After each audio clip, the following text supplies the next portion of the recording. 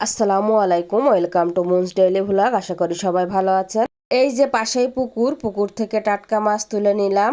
ভাবলাম এমন টাটকা মাছ পেয়ে অল্প মশলায় একটা দারুণ রান্না করে ফেলি। সেই রান্নাটার পুরো প্রক্রিয়া আপনাদের দেখাবো। আর এই রান্নার আসল জিনিসই হলো আমার স্পেশাল মশলা। চলুন তাহলে একে একে শুরু করা যাক। মাছটা অনেক বড় ছিল, প্রায় 2-3 কেজি ওজনের রুই মাছ। আমি তো এত বড় মাছ কাটতে পারবো না, সেই জন্য মাকে বললাম, মা মাছটা কেটে দিল খুব সুন্দর করে। মাছটা কত সুন্দর হয়েছে কাটা, দেখেই বুঝতে পারছেন। একেবারে এক মাপের হয়েছে সবগুলা। আমি কিন্তু প্রথমে পুকুরের পানি দিয়ে ধুয়েছি। ভাসমান পানিতে মাছ ধুলে কিন্তু খুবই ভালো হয়, আর কোনো গন্ধও থাকে না সেরকম। তারপরে কিন্তু আমি টিউবওয়েলের পানি দিয়ে, পরিষ্কার পানি দিয়ে ধুয়ে নিয়েছি লবণ দিয়ে। তো এখানে আমার কি কি মশলাগুলো লাগছে সেটাই আমি রেডি করে নিয়েছি। মাছ নিয়েছি, পেঁয়াজ নিয়েছি একটু বেশি করে, আর কাঁচামরিচ নিয়েছি। লবণ আর হলুদ দিয়ে মাছটা আমি মাখিয়ে রাখছি কিছুক্ষণের জন্য।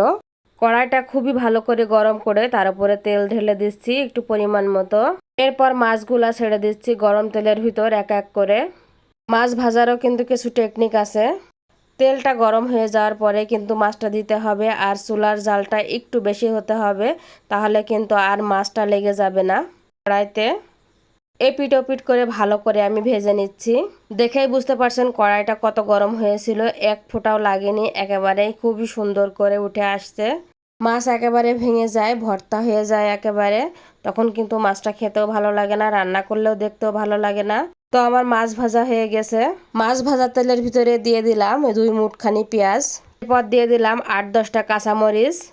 কাঁচামরিচ আর পেঁয়াজ হালকা একটু ব্রাউন হয়ে আসলেই একে একে অন্য মশলাগুলোও দিয়ে দেবো। আমি এখানে আস্ত জিরা ব্যবহার করছি একটু। তারপর দিয়ে দিলাম পরিমাণ মতো হলুদ।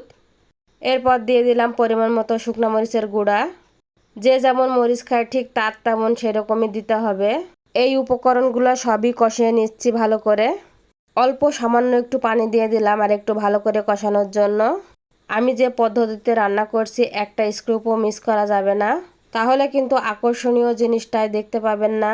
প্রায় সব মশলাই দেওয়া হয়ে গেছে। এখন আমি সেই স্পেশাল মশলাটি ব্যবহার করব। এটা হচ্ছে সাদা সরিষা বাটা। এই সরিষা বাটাটা কিন্তু একটু বেশি দিতে হবে। আমি এবার মাছগুলো দিয়ে দিলাম। মাছটাও যাতে ভালো করে মশলার সাথে কষানো হয় সেজন্য মাছটাও দিয়ে দিলাম। মাছটা কিন্তু একেবারে ভাঙবে না, আস্তই থাকবে। মাছের সাথে কষানো হয়ে গেছে, আমি এখন পরিমাণ মতো পানি দেব। যেহেতু আমি মাছের মাথা রান্না করছি, পানিটা একটু বেশিই লাগবে, সেই জন্য আমি একটু পানি বেশি করে দিচ্ছি। এই লেবু যে দিচ্ছি, এই লেবুটা দেওয়ারও কিন্তু একটা কারণ আছে। যদি মাছের কোনো গন্ধ থাকে, সেই গন্ধটা থাকবে না এই সময়টায় দিলে। আরও অনেক উপকার আছে এই লেবুর। এই গন্ধরাজ লেবুটি দিলে কিন্তু খুবই সুন্দর একটা স্মেল আসে, মাছের কোনো গন্ধই থাকে না। অনেকেই আছে যে মাছের মাথা খেতে চায় না, মাছের মাথা গন্ধ করে, সেই জন্য। তো যাই হোক, এইভাবে রান্না করে একদিন খেয়ে দেখবেন আসলেই কি সত্যি কথা বলছি না মিথ্যা কথা বলছি। মাছটার তেল উঠে আসলেই, ঝোলটা কমে গেলেই আমি কিন্তু এই যে দেখেন নামাই নিয়েছি। তো যাই হোক, একবার হলেও এই রান্নাটা করে দেখেন। গন্ধ তো থাকবেই না, বরং মুখে লেগে থাকবে স্বাদ। ভিডিওটি ভালো লাগলে লাইক দিন, শেয়ার করুন, আর চ্যানেলের সাবস্ক্রাইব করে পাশে থাকুন। নতুন নতুন রান্নার ভিডিও নিয়ে আবার হাজির হব। ভালো থাকবেন সবাই। আল্লাহ হাফেজ।